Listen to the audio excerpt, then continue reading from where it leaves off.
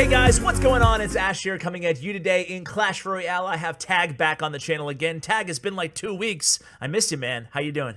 It's been a fat minute, man. I'm glad to be back. Yeah, dude, I'm glad to have you back. And you went flawless victory style, Mortal Kombat style, 20-0 in the challenge, the CRL challenge. Congratulations, first off. Number two is we're going to have a really great video in store for you guys today, sharing the deck that he used to get there and really kind of going into the matchups and discussing the moves that Tag make. You guys know, as we normally do it here, we'll end off with Tag coaching me on a live match using this deck. So, Tag, first off, man, tell us a little bit about this deck. It's kind of popular. Actually, it's really popular. I just checked Stats Royale. This is the #1 win percentage deck in all of the CRL challenge, at a little bit over 72%, I think, at the time. So it's crazy. Tell us about what makes this deck so good. Yeah, so this deck is a better variation of the old standard pencil variation of Three Musketeers. Yes. What it has, no pencil. it has Minion Horde, it has Elixir Collector, and then it has Three Musketeers as poison bait. A lot of times, because you don't have Goblin Gang, they're going to try to just zap your Minion Horde. So what you're going to have to do is you're going to have Miner in cycle. You're going to have to utilize your Miner plus Minion Horde and try to bait out a poison. If you can bait out a poison against a lot of decks with Miner, then even if it's a negative trade and you do a -1 trade, then they will not be able to kill your collector. You pump up in the middle. They will not have poison in cycle. They go in for a Miner. You kill the Miner with a Bandit or a Dark Prince, and then the Bandit or Dark Prince counter pushes. They have to expend Elixir on that, and despite the negative trade with the Miner and Minion Horde, you're still going to get that back with the Elixir Collector recuperating the Elixir. Okay. Yeah, that makes sense.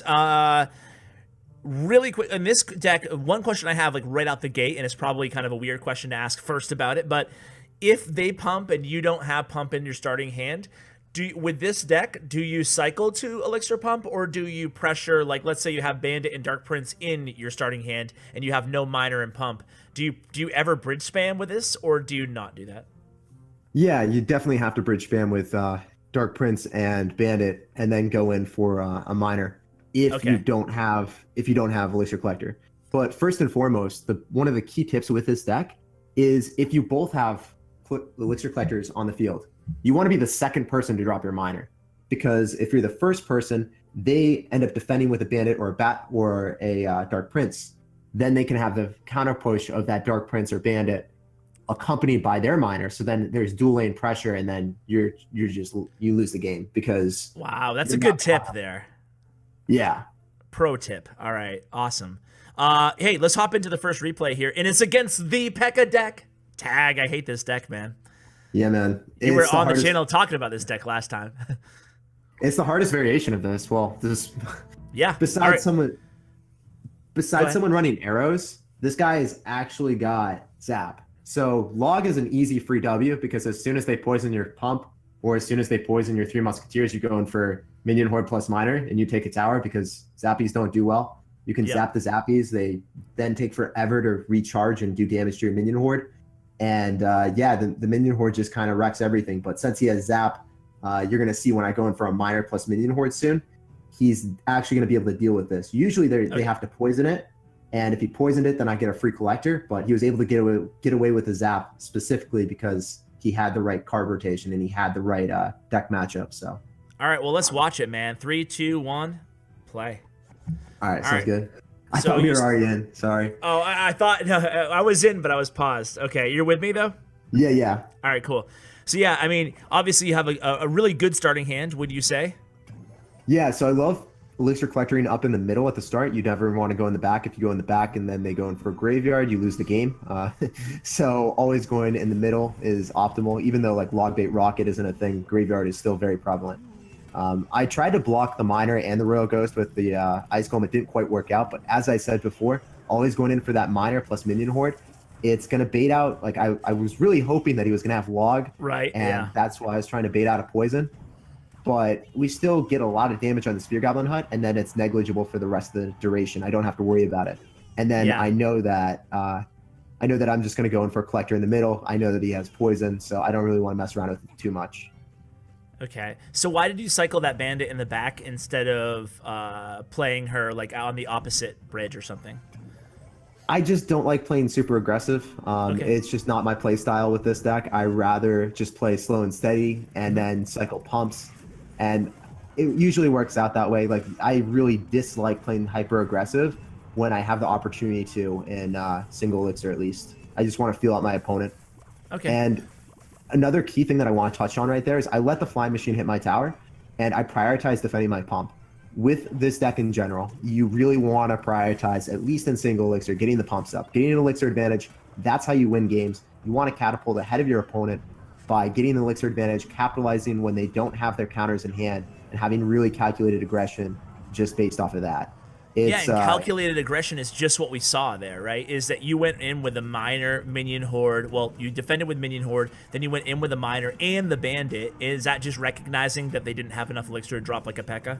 Or exactly they didn't have yeah, anything really? Yeah. he didn't have enough. I knew that he would have been able to deal with the remnants of the minions, but he wouldn't have been able to deal with the bandit. He was at way too low of elixir. When I was playing these games, I was in the zone. This is my 19-0 game, and I was counting elixir. I knew that he had no shot of dropping anything else. I've also seen this deck a million times, so Yeah, you can yeah. easily know, like, okay, well, Royal Ghost, what is that going to do? If he drops a reactionary Royal Ghost, which he didn't have in cycle at that point, if he did that, it's not going to stop a bandit because it has to get a shot off on the bandit first. So, like, Yeah. there was no hope, man. For sure, man. And I noticed that I mean, you've only played, well, it took till 30 seconds left or 35 seconds left in the match for you to even play Three Musketeers. Is that a common theme for you? Is that early on in the match, you won't even play Three Musketeers in some matches? Most of the time, I mean, in single elixir, if you're able to capitalize and do enough, like, if you're able to kill 5 or 4 elixir in single elixir with your musketeers, that's generally a good rule of thumb at dropping it. But I don't Okay. really like dropping it too much. I feel Okay. like, especially against this P.E.K.K.A. deck, you drop 3 musketeers, you cycle it at the bridge, right? Yep. What happens when the man just drops a P.E.K.K.A. on the 2, eats the 1, and then drops a Royal Ghost and just bridge spams you with the P.E.K.K.A. and you're down an incredible amount of elixir. Like, he can eat a full health musketeer, he can lose 1,000 damage, and then take your tower and you lose the game.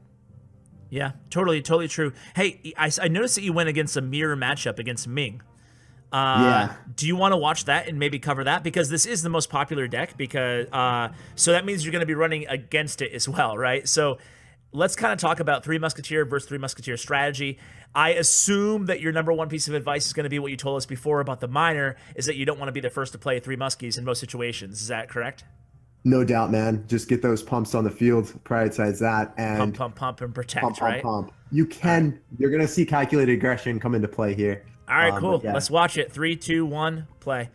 awesome. So, again, you both have pump in the starting hand, so things are pretty even here. yeah. So yeah, I mean, obviously, just kind of walk us through your thought process after. Obviously, you guys are both going to pump up here. Once he pumps up, are you tempted to send in the minor? Not really. Okay. I just want to wait to the last possible second. I was Abiding by contemplating the doing rule. it. Yeah. Yeah, I was contemplating doing it, but I just abide by the rule in almost every case scenario. As soon as I see the pump, I'm a little bit scared about that. Notice how I didn't minor. I was just like, I was waiting. I just dropped the bandit in the back, kind of chilled. I didn't know if he was running golem or not, but here's the situation, right? He doesn't have very much elixir. Dark Prince is Wow. coming through. The minor gets on top of the pump, and then look how much more damage I do. Unbelievable. Crazy. And it was just following that rule that you told us at the top of the episode. Don't Exactly. be the first one to play your minor. Exactly, and now it's a snowball effect. In this matchup, it doesn't matter that Dark Prince damage. I really don't care. Yeah. As long as I get the Elixir Collector advantage, like he could do 1,500 damage early on, and it still wouldn't matter because the only way he's going to chip damage me out is minor, and you always want to minor the pump, right? So Yeah, you pause right really here. have to get. Yeah. Pause around 149. Sorry to interrupt you.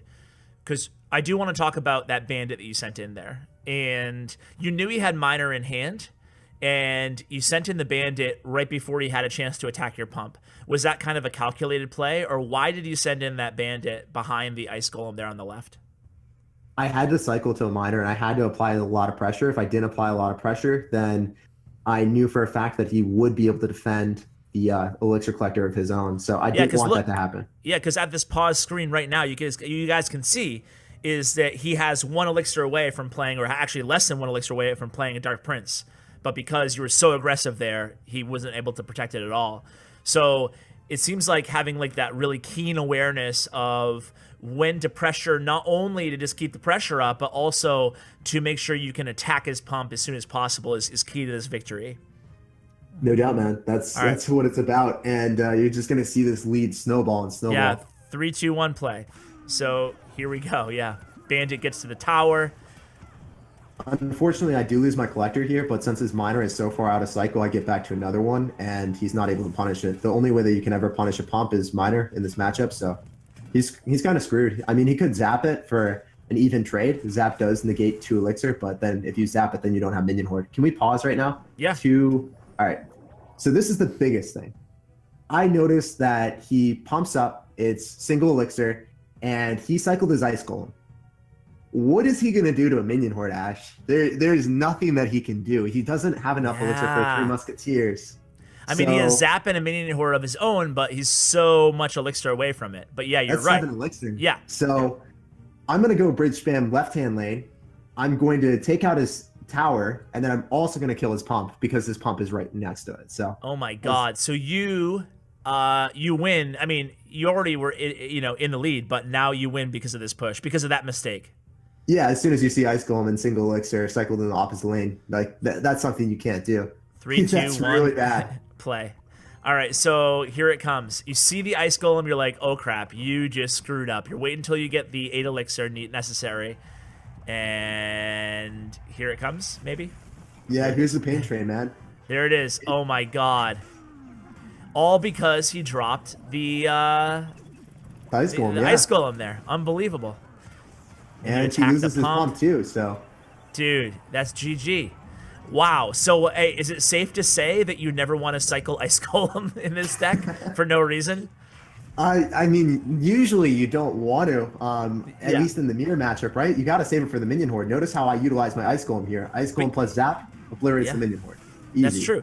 But even in even if you're going against a deck with no minion horde, like as long as they have some sort of like annoying air units, like bats or something like that, shouldn't you really be saving your ice? Like just, when I say save, I mean just not throwing away for no reason. Yeah, I really, like, if you're tryharding in a lot of situations, sometimes you don't even want to cycle cards at the start of the game, just simply because you don't know what your opponent has. Yeah, That's one of you the might rule need- of thumbs. yeah. If you watch like pro players in competitive matches, a lot of times you'll see the stylistic preference of most players to just like not cycle a single card. Just wait until your opponent does the first move, because you never know what your opponent's running, and you can automatically lose games just because of a simple cycling error. Sure. Hey, so a question for you. We didn't see this in this matchup, but let's say that your opponent was to drop an aggressive 3 Musketeers same lane, and they make the move first. Is the correct move just to basically mirror his moves, a second or two behind, so you're fighting on your side of the arena, and then basically spamming like Dark Prince, Ice Golem, Zap?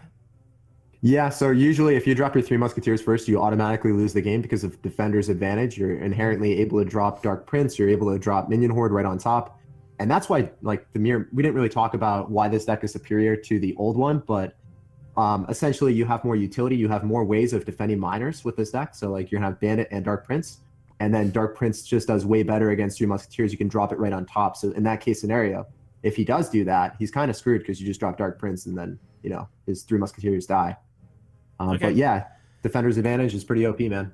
Let's watch you against Rage Life, who I just looked at his profile. He's a 19-game winner. Tag, I think you might have played spoiler for this poor guy. But I'm going to pause at the beginning. Let me know when you're with me. This is a tricky matchup because it's bait with miners, so he still has something to attack your pumps with, obviously. No rocket, however. So maybe talk a little bit about bait matchups in general. Is it generally more of a difficult matchup for 3 Musketeer players? Yeah, it's way more difficult because you have Zap, right? And when you have Zap and they have Goblin Barrel, they can just go in for a tank Goblin Barrel and then you just don't have an answer to it. So yeah. It's really the only thing that actually kills it in one fell swoop is going to be the Dark Prince, but you have to get that timing down and you have to like predict it. You have to predict it, yeah. Unreasonable. Yeah. All right, 3, 2, 1, play. Awesome. I find the Dark Prince move is like so rewarding and gratifying when it happens, but it's so difficult to predict the exact timing because you need to start him behind your King Tower, get him to a charge to one-shot the entire Goblin Barrel. Yeah, no So, doubt, man. so here it comes. This is like a really bad start for me. Just not having Ice Golem and then having to go in for a Zap plus Minion Horde to counteract his Minion Horde and losing my pump. It Yeah. was just a feel bad man moment. But he did Do activate. activate though. Yeah. That made me laugh pretty hard when that happened. There were a few times during this challenge that I just like burst out laughing. That Hey, was let one me of those let me times. pause for a second. I got a question for you. When you're sending in your miner to attack someone else's pump, like obviously that guy sent in his miner, and his miner ended up activating the King Tower. But that's not what I want to ask you exactly. But when you're sending in your miner at a pump in the front or a pump in the back, where are you normally putting your miner? Is there like a safer placement to not get countered by or prediction countered by your opponent? Um, it's kind of difficult. I usually just do the tile that he did, maybe like one tile up. Okay. And I don't know. It's really easy to It's predict tough. almost every single time. It's really about your opponent's predilection. It's not really. Yeah, because you can always see which side of the arena the miner is going to. So all you have to do is kind of get a really quick read on that and just predict on that side a little bit. It's What unfortunate, yeah. Yeah. What about when you're sending it to the back, the miner? Is it just basically wherever, just kind of try to switch it up like you normally do a miner? I usually switch it up. Yeah, I don't. Okay. I guess the biggest thing is never going in the same spot every single time. If you're Okay. going on the same side, then you should be switching up your minor placements like really deep into the elixir collector and then like far out, like right at the surface of it. I got you. So. All right. Let's play again. Resume. 3, 2, 1, go. Awesome. All right. So now you have. So I I don't know. actually thought he was running 3 muskies because I saw Ice Golem, I saw Minion Horde, I saw Miner, and then I Yeah. saw the barrel, and I'm just like, what is this guy doing? What is this madman up to? Thankfully, you do have that activated King Tower helping you out a little bit. And Yeah, you get back to thankfully. pump. Yeah. So here's another misplay that he did. He cycled Princess. Like, I don't really know why he would cycle Princess in this situation. It just seems kind of awkward. And another thing that I'm always doing in almost every single situation that I can, I'm going to be defending the pump, right? Like, I ate the Wow. Minion Horde damage like a snack, and I decided, you know, if I eat that damage, I think that I can definitely go and get away with a huge elixir advantage, and that's what I did. He dropped Princess. Well, he had Princess at the bridge. I knew that he wasn't going to have like the Princess in cycle or not enough elixir after dropping the Goblin Barrel. I went in for Minion Horde, killed the Princess, and then went in for a Miner. And if he had dropped a Princess, then the Princess would have targeted the Miner first. Minion Horde was still going to kill the tower because he just overcommitted with the barrel. If you know that your opponent overcommits at any point and you are aware of their elixir, just go in for punishes. Obviously, it takes the ability to count elixir, but it's definitely worth it if Yeah, you're this able is to do it. and this game's already over, you know? Yeah, it's just that's what happens with Three Musketeers. You get an elixir advantage, you find out their card cycle, you identify that they don't have the correct card in cycle or they don't have enough elixir. Well, I knew he had Princess like in cycle at that point, but like he didn't have enough elixir to get it locked onto the Minion Horde, and he just lost the game as a result. Is your ideal miner counter to protect your pumps Bandit? Well, it's usually like the cheapest thing, right? So Yeah, that's right, yeah. for the most part, yeah. But I kind of want to stress again, like one of the biggest things is if they have a Princess at the bridge, if they drop it at the bridge specifically, you can go in for a Minion Horde and then you can go in for a Miner to tank. A lot of times they'll either have their own Minion Horde or they'll have Goblin Gang. You just zap it. Their Princess won't be in cycle because they dropped it at the river. Then you go in for a Miner and you just win the game. Like almost That's really every single solid. time. Yeah, I Yeah. think I forgot who it was, maybe like Donkey Kong or somebody, but teaching me Three Musketeers at the channel in the past, and that's exactly what they said. He was like, the number one rule when going against bait is your most valuable card oftentimes is going to be Minion Horde. Yeah. So just find when they don't have Princess, you know you have like a really good shot at taking down their tower with an aggressive Minion Horde. Hey, Tag, let's go ahead and hop into I'm going to hop into a ladder match with this deck because I'd have to start a fresh challenge and it could be against a level 8 or something. So let's go ahead and hop in. Sounds like a plan, man. Let's do it. Do you think this deck is any worse or better on ladder versus challenge? Tourney standard? It's way better in challenge. Way better in challenge because it's harder to level up on ladder. I would stick to the original one on ladder, just because it's easier to level up. Also, I'm more comfortable with the other one because I've played it for so much longer. It just shows that this deck is easier to play. I Yeah. think that this one is because you have more versatility with the Dark Prince and the Bandit. Like, you really only had Goblin Gang to defend Pumps and Ice Golem. I guess so, minor. Hey, pay attention here for a sec. Sorry. Should I minion horde this? Two Muskies. Okay. Towards the lane of the Giant. Oh my God! Look at this dude. He's wild. He's playing Rage, man. And the crazy thing is I'm like, I don't know, I'm not like super high on ladder, but I'm not really incredibly low either. I think I'm around like 6,000s or so in the world. All right, so he's playing minor Rage Giant Witch. With a princess, yeah. With a princess. Okay, so I'm going to pump up here. Definitely. I don't know what he has for... He's going to have minor in cycle soon, so you have to get ready. Yep. Okay, so he pumps in that. You're not going to have minor for another 3 cards, so you just kind of have to chill. Yeah. So I'm just going to have the Dark Prince kind of ready here. Mm-hmm. I just have a cycle Bandit in the back like you would do here. Yeah, go right lane. Bandit. Yep. Nice. You can apply some pressure with the Dark Prince, right lane. Okay. Where you can split 3M. I don't think this guy's going to have, like, a big spell. I just don't think it at all. He hasn't shown anything else. You can go 3M, yeah. And then Ice Golem. He doesn't have a big spell, so you just pretty much win. The weird thing about these guys, like, a lot of ladder players, they'll try to get away with either Zap or Log and then no big spell. And when you identify that or you play a funky deck, you can just stack 3 Musketeers in one lane and you just automatically win. A lot of times against Mortar, too. Sometimes if you have to defend against a Hog Rider, you sometimes need to drop 3 Musketeers in one lane. So you're going to have to drop 3M in one lane here and utilize Ice Golem. Oh, my bad. Ice Golem. Yeah. Here you are. As long as the Princess doesn't lock on, you're fine. And then just Zap.